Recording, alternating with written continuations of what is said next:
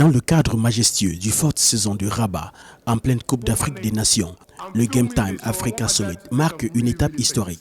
Pendant 2 jours, dirigeants publics et privés, investisseurs, innovateurs et athlètes investisseurs se sont réunis pour façonner l'avenir du sport africain.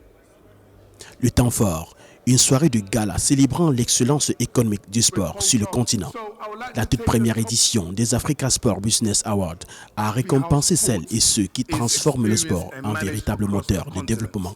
On a décidé de récompenser la performance économique du business du sport versus la performance athlétique. Et ça, c'est une première et on est très fiers de ça. Donc c'était l'investissement de l'année, le partenariat financier de l'année, l'infrastructure durable de l'année notamment.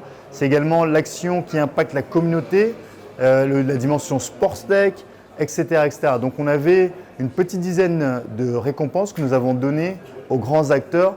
8 distinctions majeures ont été décernées, parmi lesquelles l'investissement de l'année, l'innovation technologique sportive, les infrastructures de l'année ou encore le très convoité prix du leader de l'année. C'est un véritable honneur pour nous de recevoir ce prix en cette soirée si spéciale. Mesdames et messieurs, j'espère que vous appréciez la Coupe d'Afrique des Nations, une édition exceptionnelle, la meilleure à ce jour, je crois. Pour la FIFA, recevoir ce prix est une grande fierté car Football for School est un programme essentiel, l'un de nos programmes phares présents dans 150 pays à travers le monde. Son objectif est de transformer l'éducation des enfants, filles et garçons, et nous allons bientôt entamer une nouvelle phase de Football for School avec pour ambition d'intégrer pleinement le football à l'école.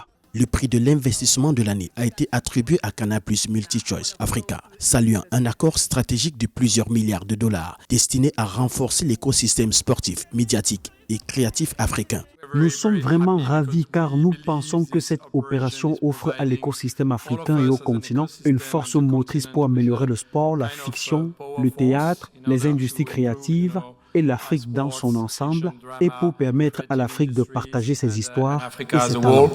Les infrastructures sportives ont également été à l'honneur avec un hommage au leadership du Maroc et à la vision de Sa Majesté le roi Mohamed VI, illustré par des projets emblématiques comme le complexe Moula Abdellah.